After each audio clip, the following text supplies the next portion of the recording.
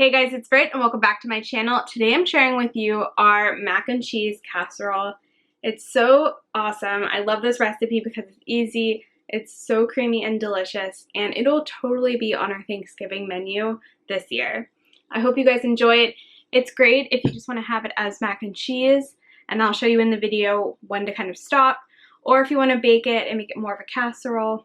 We love it both ways, and you kind of switch up the variations. You can add some spinach to this recipe. You also can change up the seasonings. So it's really an awesome customized version. We adore having this with chili.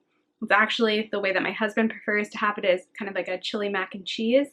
But it's just overall such a great, creamy and delicious, whole food plant-based, SOS free mac and cheese that the entire family will love, the ones that are plant-based or not, and I'm really excited to share this with you. So stay tuned for the end. I'll give it a little taste test, and I really hope you guys will try this one out. Starting off, in a high-speed blender, you can mix all of these items together. I'm just showing you here in a measuring cup because my high-speed blender is very tall. But you're going to blend together some non-dairy unsweetened milk. I have all of the measurements for everything for this recipe linked in the show notes and on our website with a free printable PDF, as a heads up. I'm using white beans here. If you'd like to use all white beans and you don't want to use cashews, you can do that as well. I have some cashews. Remember, this makes quite a lot though, so if you, like I said, you can customize it to what you like. 1 roasted red bell pepper. That's really important for the color and the flavor. I have some apple cider vinegar and some lemon juice. Some white miso. You can always take that out if you don't have any. Some nutritional yeast.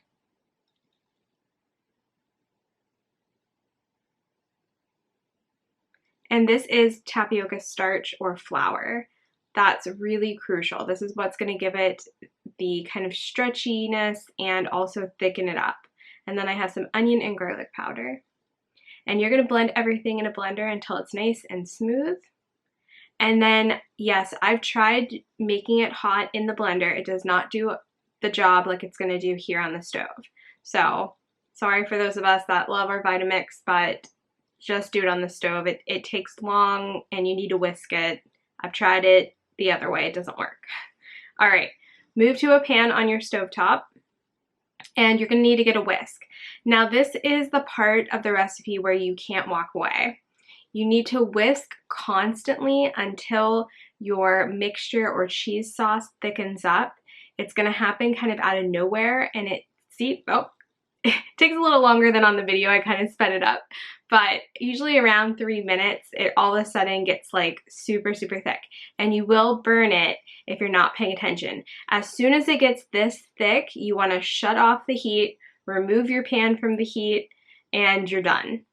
Again, it kind of like just happens really, really fast, and you don't want to burn it, so make sure you're paying attention and whisk constantly until it gets nice and thick like this.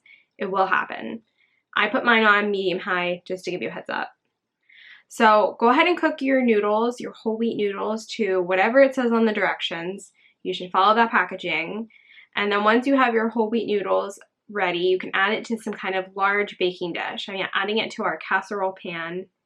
And I like to go ahead and dump the cheese all on top of it. Now you can stop right here. This makes a fantastic like ooey and gooey mac and cheese that doesn't need baked. Sometimes we just do it like this. Sometimes we go to the next step. It kind of switch it up, but this is fantastic. You can just hold up here and enjoy. Look at that. It's like, I don't know. I'm a huge mac and cheese fan. So this is just so good. All right, and then you just want to toss it really well. Mix in those noodles. You can also add, like I said at the beginning, you can add greens. You can add any kind of spices or seasonings that you like. You can add some salsa to make this kind of like a queso salsa mix.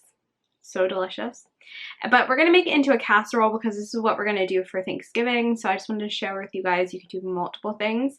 If you're going to make it into a casserole, go ahead and sprinkle some whole wheat breadcrumbs on top. I just kind of eyeball it and make a little bit of a sprinkling of it on top, just a dusting. It's going to make it nice and kind of a crust for it. So when you go to dig in, it's like crunchy on the top, but then it's ooey and gooey on the inside. And then sometimes I add this, sometimes I don't. I like a little bit of extra color.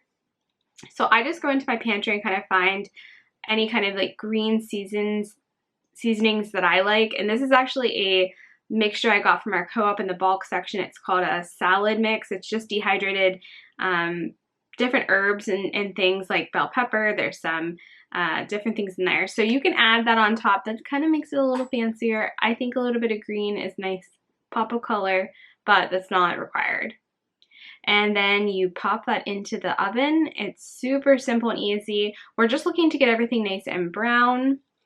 And I would say 15 to 20 minutes later, you have this, and it's just so good. You can take this to your families, and they will not know the difference, I'm telling you.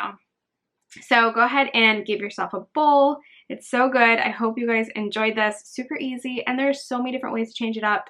Let us know in the comments what you did.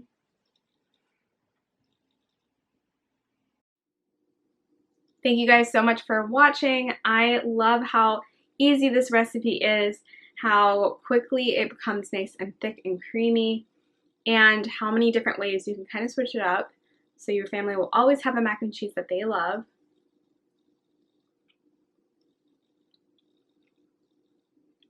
It's literally maybe my favorite recipe. I don't know, that's strong words, but I'm a huge mac and cheese fan.